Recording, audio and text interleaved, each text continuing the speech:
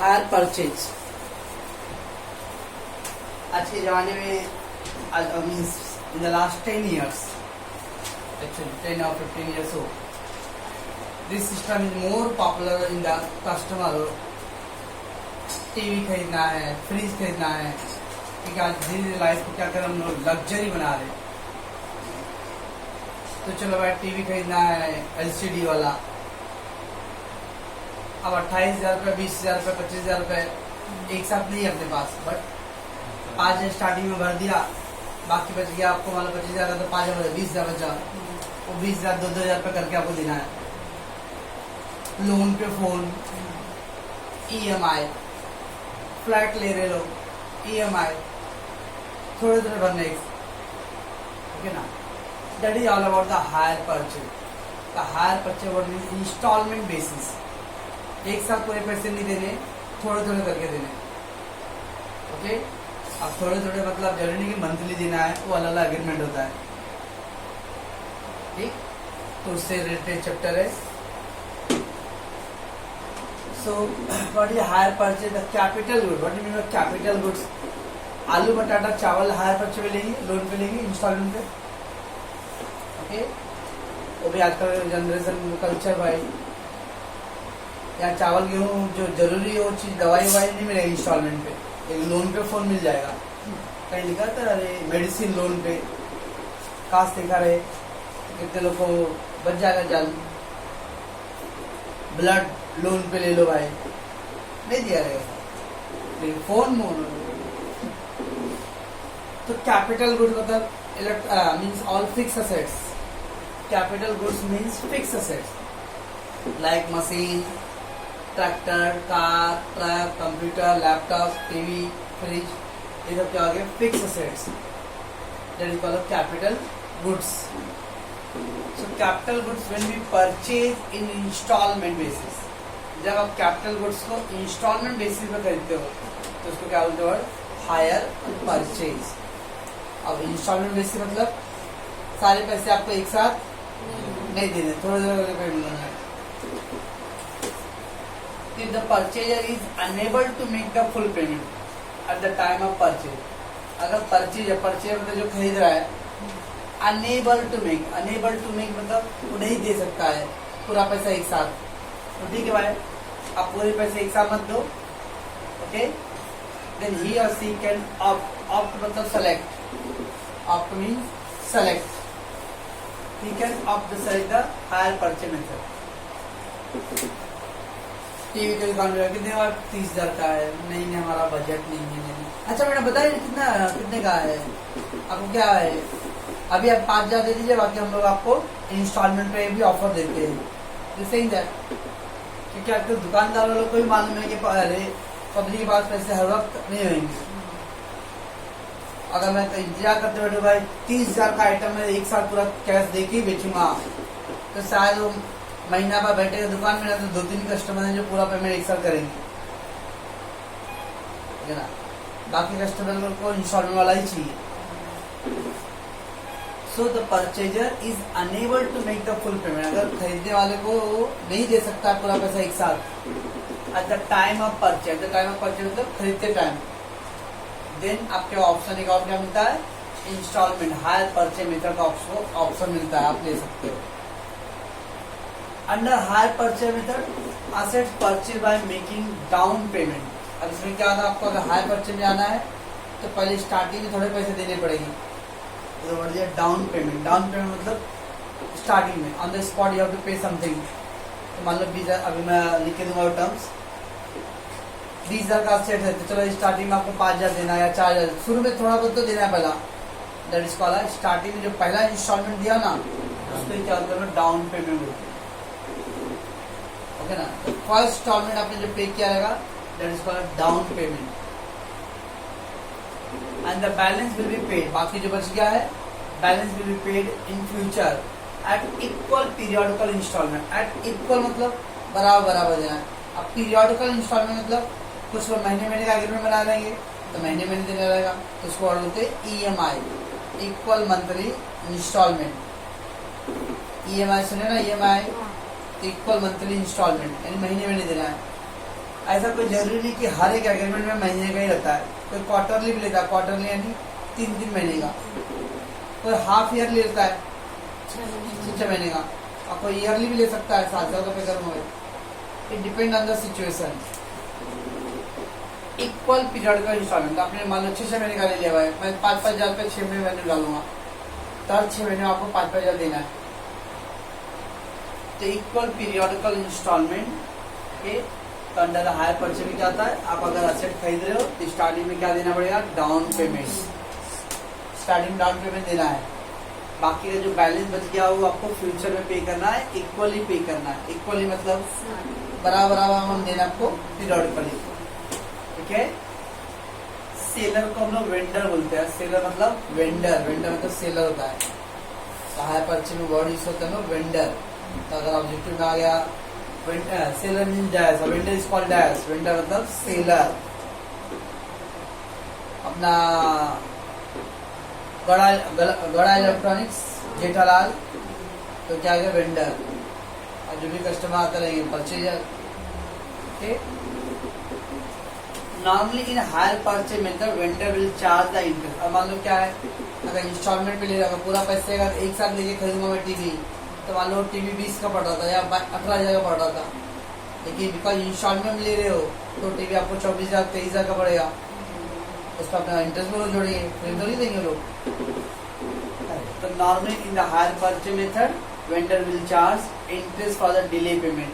क्योंकि आप बोल रहे भाई मैं 2 साल में दूंगा पैसे, ठीक है ना। आप जैसे अभी फ्लैट लोन ले, फ्लैट लिए 20 लाख का फ्लैट लिए, आपको 20 साल का एग्रीमेंट बनाया कि मैं 20 साल में पैसे दूंगा, इसका मतलब 20 साल का उस पर इंटरेस्ट ऐड होगा। तो बोले मैं 10 साल में ही दूंगा, मैं तो 10 साल का इंटरेस्ट देना पड़ेगा। और कोई अगर 30 साल का लिया रहेगा तो जितना लेट होगा उतना इंटरेस्ट ऐड होगा, ठीक है ना। जितना जल्दी पेमेंट करोगे कम इंटरेस्ट, टाइम जितना कम है टाइम इंटरेस्ट कम लगेगा, जब सिंपल पढ़ना।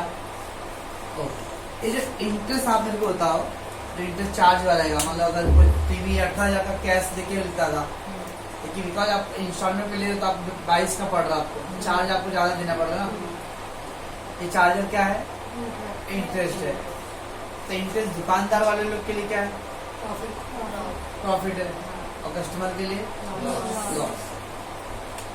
It mean the interest is an income for vendor। Seller लोग के लिए इनकम है। Interest is an expense for purchaser। तो वेंडर लोग के लिए इंटरेस्ट इनकम होता है, और परचेजर के इंटरेस्ट क्या आएगा, एक्सपेंस रहेगा। ओके, और क्या लगी,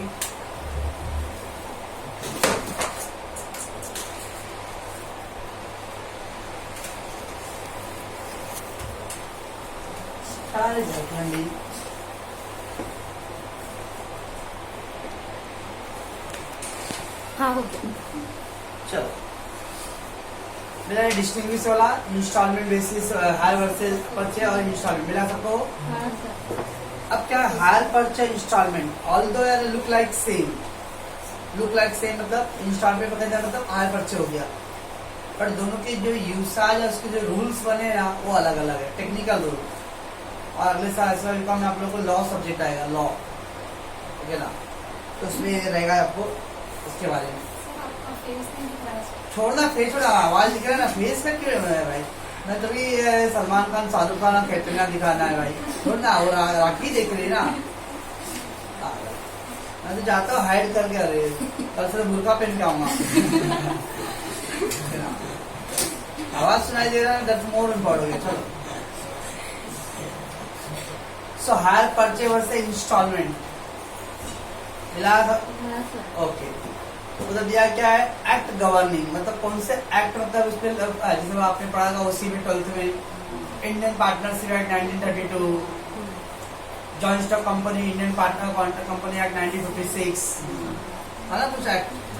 तो वैसे अरे हायर परचेज और इंस्टॉलमेंट के लिए कुछ अलग एक्ट है, तो पहला क्या दे, it is govern by the hire purchase act 1972, यानी हायर परचेज का जो रूल बना था वो 1972 में बना था। मैं अभी बोला आपको स्टार्टिंग में बोला कि 10-15 सालों में अरे बहुत चलन चल रहा है लोगों का, मतलब इंस्टॉलमेंट पर कोई चीज लेने का, क्योंकि हम लोग लोअर मिडिल क्लास और मिडिल क्लास वाले लोग हैं, ओके ना। इसलिए अरे हम लोग के टाइम में तो ऐसा था नहीं, ऐसा मतलब खरीदना मतलब, लेकिन वो 1972 के एक्ट में है, यानी जो रिच लोग थे वो यूज करते थे इंस्टॉलमेंट बेसिस तब भी, ठीक है ना। भी मिडिल क्लास लोग अरे टीवी, हम लोग के टाइम में तो टीवी ही नहीं था उस टाइम, तो पूरे पाइप में 3 कलर टीवी था, हम ढूंढ ढूंढ कर गली गली सर्च किए हुए थे कि मैच देखने के लिए।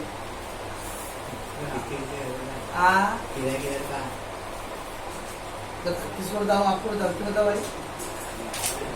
इधर अभी एक कंप्यूटर वाला क्लास के बाजू में जो गली है उसमें एक था, उसके सीधे बाहर आने मैदान सामने निकल मुर्गी वाला एक है, सामने मैदान के एकदम सामने, तो उसके उधर एक अंदर बाथरूम भी है गली से, तो उधर पे एक था और एक लीलावाड़ी में था।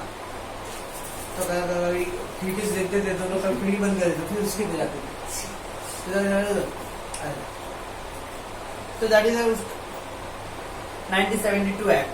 और इंस्टॉलमेंट परचेज एग्रीमेंट क्या, it is govern under the sale of goods act 1930। तो इंस्टॉलमेंट वाला जो एक्ट है वो 1930 में आया है, ओके। तो इसका ऑब्जेक्टिव में 100% रहेगा। हायर परचेज एग्रीमेंट एक्ट 1972 है, और इंस्टॉलमेंट परचेज एग्रीमेंट क्या है, सेल ऑफ गुड्स एक्ट 1930 है। देन है नेचर ऑफ कॉन्ट्रैक्ट और परचेजिंग द टाइटल। टाइटल मतलब ओनरशिप। अब हायर परचेज मतलब मान लो जैसे इंस्टॉलमेंट का आप खरीद रहे हो, ठीक है ना, टीवी खरीद रहे हो, 30,000 का टीवी था, आपने अभी 5,000 दिया है, 25 बाकी है ना, और आपने बोला भाई मैं महीने या 6 महीने में दूंगा मैं, अब 6 महीने में दोगे तो 5 साल में पूरा होगा आपका। जब तक आपका वो पूरा नहीं होएगा पेमेंट, तब तक वो असेट आपका है, वो आप अपना असेट वो नहीं बोल सकते जब तक फुल पेमेंट नहीं करते हो, है ना। बहुत सारे देखते वाले वो पार्किंग में या नो पार्किंग जोन में रखे रहते, गाड़ी को उठा के लेके जाते टोचन वाले लोग। हम लोग को लगता है कि नो पार्किंग जोन में इसलिए लेके गए, बहुत जगह पे जरूरी नहीं कि हर जगह मतलब वो नो पार्किंग जोन में खड़ा गाड़ी है, कभी कभी पार्किंग जोन में भी परफेक्ट जगह खड़ा है फिर भी लेके जाते, पैसा पूरा नहीं भरे। कि जब आप कि वो कार पे लोन लियो तो लोन बैंक वाला लिया रहेगा, तो कार का नंबर बैंक वाले पर रहेगा, वो कार कंपनी बैंक वाला को उसको आरटीओ को फोन करे भाई कि ये नंबर का गाड़ी का इंस्टॉलमेंट नहीं आया अभी तक, ठीक है ना, तो आरटीओ वाले उठाएंगे। हाँ क्या बोले सर, हाँ उठाएंगे। हम लोग भले हम लोग क्या अपने पास तो कार रेडी है, तो अपने खाली इतना लगता है कि वो जो इंस्टॉलमेंट मतलब नो पार्किंग जो गलत जगह पर डाल दिया गाड़ा इसलिए उठा लिए, ऐसा नहीं है ना, क्योंकि वो असेट जब तक आप पूरा पेमेंट नहीं करते हो तब तक वो आपका असेट नहीं है, ownership transfer, okay. It is an agreement of hiring, the title of the goods passes on the last payment. Yes title, title मतलब ओनरशिप, मालिकाना हक, उसको होता है टाइटल। एक्चुअली लॉ कानून का वर्ड है, लॉ वर्ड टाइटल, ओके। तो वकील लोग के मुझ से पूछना टाइटल सूट केस, तो अरे जमीन विवाद चल रहा है, जमीन का मालिकाना हक के लेकर झगड़ा चल रहा है, तो इसका टाइटल आपको ओनरशिप कब मिलेगा, जिस दिन मैं लास्ट आखिरी इंस्टॉलमेंट पे करूंगा तब जाके वो प्रॉपर्टी मेरा होगा, ओके। जब तक आप लास्ट इंस्टॉलमेंट नहीं पे करते हो तब तक वो असेट आपका नहीं है, मालिकाना हक आपका नहीं है, ठीक है। सो हायर परचेज में क्या आता है, it is an agreement of hiring, the title of the goods passes on the last payment. इनमें मान लो मैंने एलजी कंपनी से टीवी खरीदा हूँ, टीवी मेरे घर पे आ गया, मैं देख रहा हूँ, लेकिन टीवी का मेरे मालिकाना हक उमेश नहीं रहेगा, कौन रहेगा, वो एलजी कंपनी ही रहेगा। कब तक, जब तक कि मेरा आखिरी पेमेंट नहीं होता। Once I paid the last instalment fully settle हो गया, देर आफ्टर अरे वो कंपनी मेरा, वो असेट मेरा हो गया, okay. While in the agreement of sale में आपने जब सामान बेचा, भले पैसा मैंने दुकान से सामान आपने खरीदा, उधारी खाता हूँ, कल अगले महीने पैसे दूंगा, ठीक है, पैसे अगले महीने दोगे, तो सामान क्या घर पे लाके रखे रहना, भूख लगा है, मैं चावल गेहूँ रखा हूँ, लेकिन पैसा नहीं दिया, मैं हरी चनवा, मैं जब तक अगर पूरा पैसा नहीं दूंगा तब तक यूज नहीं करूंगा। आपने सामान खरीद लिया है तो आपका हो गया, पैसे बाद में देना आपको खाली। दैट मीन्स इंस्टॉलमेंट एग्रीमेंट जो होता है उसमें जिस दिन सामान आपने खरीदा था वो दिन आपका हो गया, भले पैसा बाद में देने वाले हो। लेकिन हायर परचेज एग्रीमेंट में जब तक आप पूरा पेमेंट नहीं करते तब तक वो एसेट आपका नहीं है। दैट टेक्निकल फर्क है। Okay, so it is an agreement of sale. The title of the goods pass immediately in the case of the usual sale. Usual मतलब नॉर्मल जो सेल होता है, जैसे सामान खरीदते हैं उधारी खाते में। ओके, इसमें जिस दिन आपने परचेज खरीदा बेचा, ऑटोमेटिकली क्या हुआ लगा, आपका जो ओनरशिप है वो ट्रांसफर हो गया। मैंने बेचा तो मेरा ओनर, मैं अब ओनर नहीं हूँ, जिसने खरीदा उसका रहेगा। तो सिंपल फंडा में है हायर परचेज सिस्टम में, when you pay the full instalment until you are making the last instalment you are not the owner. Once you pay the full instalment you become the owner. लेकिन instalment basis पे खरीदते हम लोग, तो जिस दिन आपने खरीदा था वो डेट पे ही क्या हो गया, ओनर हो गया, भले आपने पेमेंट अभी नहीं किया थे। समझना में क्या टेक्निकल फर्क है। इंस्टॉलमेंट बेसिस वाले में आपका ओनरशिप इमीडिएटली ट्रांसफर हो जाता है, हायर वाले में जब तक आखिरी पेमेंट नहीं होता है तब तक ओनरशिप ट्रांसफर नहीं होता है। Right to return the goods. अब हायर परचेज वाले आप खरीद ले, लेकिन हो नहीं, मतलब कल को क्या, मतलब अभी मैं जॉब कर रहा हूँ, पगार हो रहा है तो मैं दे दूंगा, कल को जॉब छूट गया मेरा, तब तो हायर परचेज वाले में गुड्स आप रिटर्न कर सकते हो, या वो लोग खुद ही टेक कर लेते अगर पेमेंट नहीं कर रहे आप तो।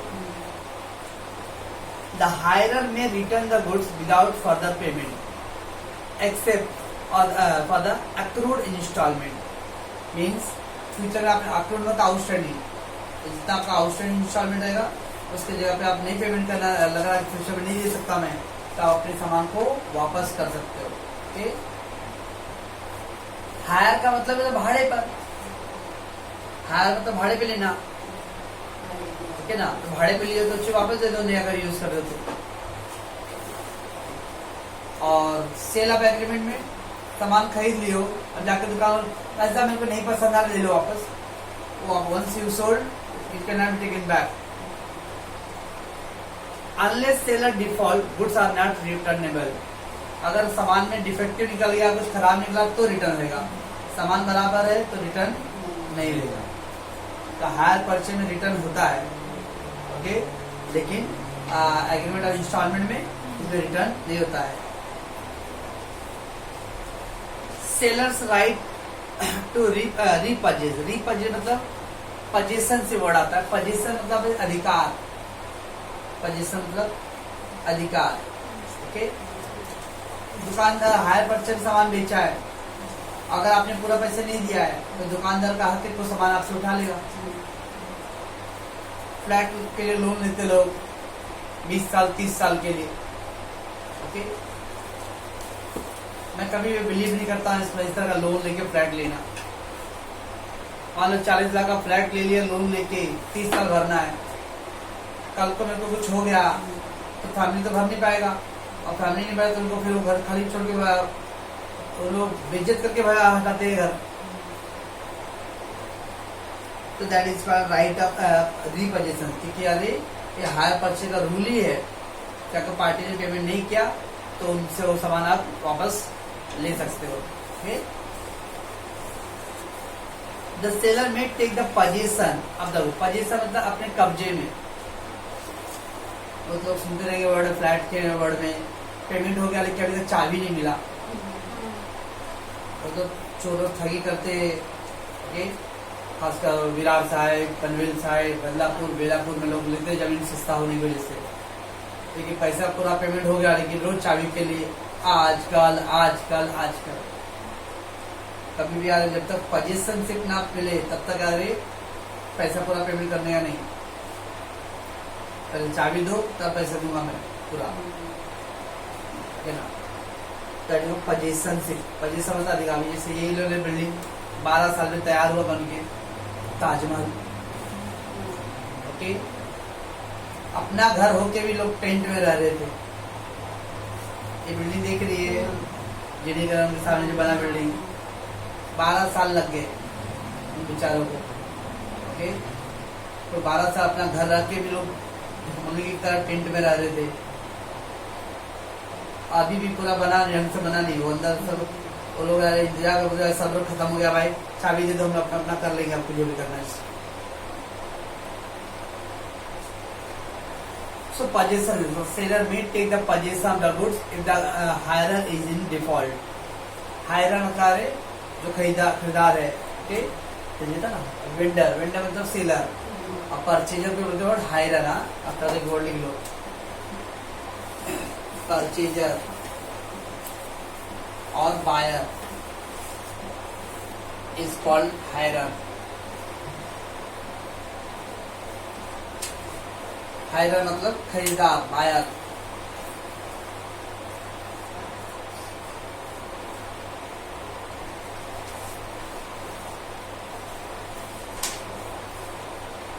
तो seller may take the position of the goods if the hirer is in default. Hirer मतलब खरीदार, बायर।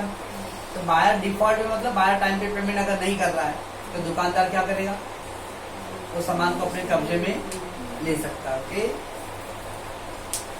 लेकिन इंस्टॉलमेंट बेसिस में the seller can sue for a price. लेकिन अगर दुकान में मतलब जो इंस्टॉलमेंट बेसिस पे होता है उसी सामान तो बेच दिया है। अब मान लो अगर आलू बटारा चावल गेहूं खाने पीने की चीजें, ज्यादातर ध्यान रखना केसेस जो होता है ना, हायरर में कैपिटल गुड्स होता है और इंस्टॉलमेंट में कंज्यूमर गुड्स होता है। क्या होता है, कैपिटल गुड्स होता है असेट्स और कंज्यूमर गुड्स होता है खाने पीने की चीजें। अब खाने पीने के चावल गेहूं आटा ये सब लिया आपने, तो क्या 2-3 महीने 4 महीने तक रखा रहेगा क्या, वो तो खत्म ही हो जाएगा भाई। अब लोग मेरा चावल वापस लाओ, पैसे नहीं दे रहे थे, कहाँ चावल आके देगा, उसके बदले में वो पैसे मांगेगा। तो अगर इंस्टॉलमेंट बेसिस पे अगर पेमेंट नहीं किए हो तो दुकानदार आपके ऊपर केस करेगा कि मेरा आप पैसा लाके दो। हायरर वाले में वो केस नहीं करेगा, वो अपना वो प्रॉपर्टी अपना उठा लेगा। दैट इज ओनली फर्क। ओके, तो seller can sue for the price. Sue मतलब केस करना, इसमें सब लीगल वर्ड आएगा। सू मतलब एस यू है ना, सू मीन्स केस करना। केस सुने हो, केस मानो ना, ये केस नहीं,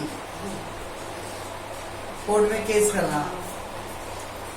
सू for the price if the buyer is in default he can not take the position of goods. Here सामान बेच दिया, दुकानदार क्या चाहेगा कि सामान है, मान लो अगर कोई चीज खरीदा, अभी मान लो बुक खरीद लिया मैंने, पैसे नहीं दिया, या कपड़े खरीद के आप पहन रहे हो, ओके ना, या पहन के रहे नया रखा भी है, दुकानदार को पैसे नहीं दिए तो क्या चाहेगा, पैसे सामान लूं, क्या चाहेगा, पैसा चाहेगा।